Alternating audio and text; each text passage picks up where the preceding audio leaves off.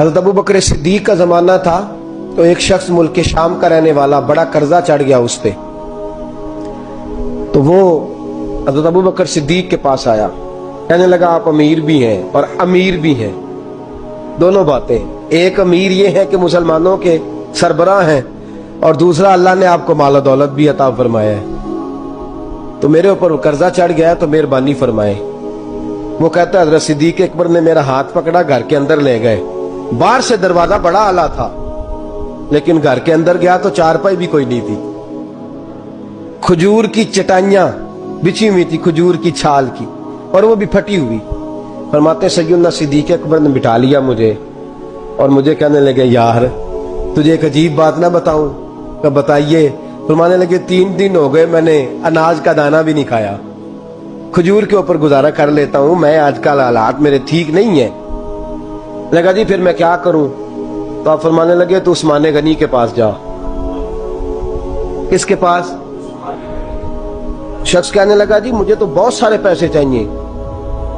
تو آپ نے فرمایا تیری سوچ وہاں ختم ہوتی ہے جہاں سے عثمان کی سخاوت شروع ہوتی ہے، تیری سوچ وہاں تو جو سوچتا ہے نا اتنے ملیں گے، تیری ختم ہوتی ہے سوچ جہاں سے عثمان کی سخاوت شروع ہوتی ہے، تو جا۔ کہنے لگا جی آپ کا نام لوں؟ فرمایا ضرورت ہی نہیں پڑے گی۔ جی میں ذکر کروں گا کہ مجھے امیر المومنین نے بھیجا ہے۔ فرمایا ضرورت ہے، صرف اتنا تو جا کے بتانا کہ میں مقروض ہوں اور رسول اللہ کا نوکر ہوں صلی اللہ علیہ، اتنا بتانا کہ مسلمان ہوں، مصطفیٰ کا غلام، بس، اور کسی اضافے کی ضرورت۔ کہا جی وہ دلیل مانگیں گے؟ فرمایا عثمان خیرات کرتے تفتیشیں نہیں کرتا، عثمان اللہ کی راہ میں دیتے ہوئے تفتیشیں 10 روپے دینا اور 100 بات سنانا فقیر کو، تک تو نہیں نا، 10 روپے اور 100 قسم کے تانے نہ دے تو میاں چشم پوشی کر جا، تجھے کس نے اجازت دیا ٹٹولنے کی، پھولنے کی اور کرودنے کی؟ یہ حال اگر تیرے ساتھ کیا جائے، رب اگر تجھے ٹٹول کے دے تو تیرا کیا بنے؟ رب کریم اگر تجھے ٹٹول کے دے کہ پہلے بتا نمازیں کتنی پڑھی ہیں، سویرے اٹھتا ہے کہ نہیں، تو تیرا کیا حال ہوگا؟ تو ٹٹولتا پھرتا ہے 10 روپے دینے کے لیے۔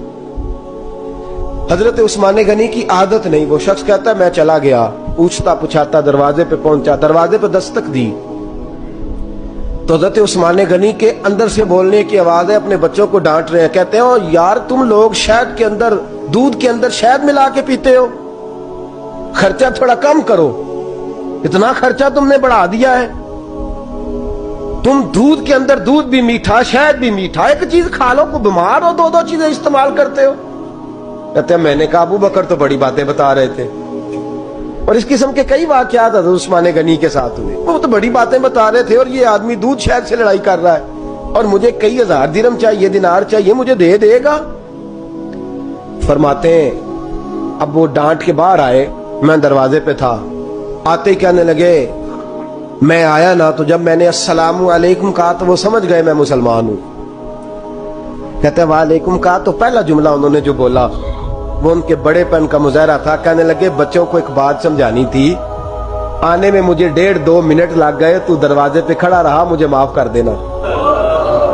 بڑے لوگوں کی بڑی باتیں، بڑے لوگوں کی بڑی باتیں، اتنا بڑا قد ہے اتنا بڑا اخلاق ہے۔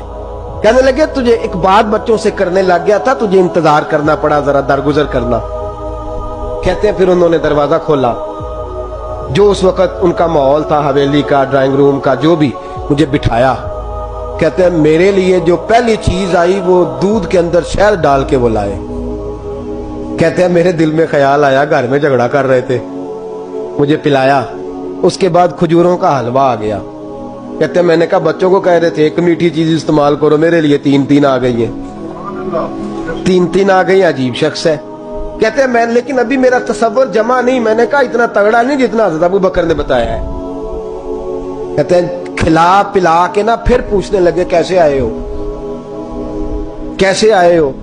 تو کہتے ہیں میں نے کہا کہ جناب میں مجبور ہوں، آج بہت سارے لوگ ہیں نا جن کے پاس کسی کی بات سننے کا ٹائم ہی نہیں، کہتے ہیں موٹی موٹی بات کریں، آخری۔ حضرت عثمان غنی پوری کھلا پلا کے کہنے لگے کیسے آنا ہوا؟ کہتے ہیں میں نے کہا جی میں مسلمان ہوں، ملک کے شام کے مضافات کے ایک گاؤں کا رہنے والا ہوں، کچھ کاروباری مشکلات آئیں تو میں مقروض ہو گیا، میرے اوپر قرضہ ہے، مجھے کچھ پیسوں کی حاجت ہے۔ فرمانے لگے میں نے کچھ پیسے کہا، انہوں نے ایک آواز دی تو ان کا غلام آیا ایک اونٹ کے اوپر لدا ہوا سامان لے کے۔ کس کے اوپر؟ اونٹ کے اوپر۔ کہتا ہے مجھے 3000 اشرفیوں کی ضرورت تھی، میں نے بتایا نہیں 3000 چاہیے۔ اونٹ آیا تو حضرت عثمان غنی کہنے لگے اس اونٹ پر تیرے لیے، تیرے گھر والوں کے لیے میں نے کپڑے بھی رکھوا دیے، کھانا بھی رکھوا دیا، اور 6000 اشرفیاں بھی رکھوا دیے، تو پیدل آیا ہے تو اب اونٹ لے کے جا۔ کہتے میں نے کہا حضور اونٹ واپس کون کرنے آئے گا؟ کہنے لگے واپس کرنے کے لیے دیا ہی نہیں تو تحفہ ہے، تو لے جا۔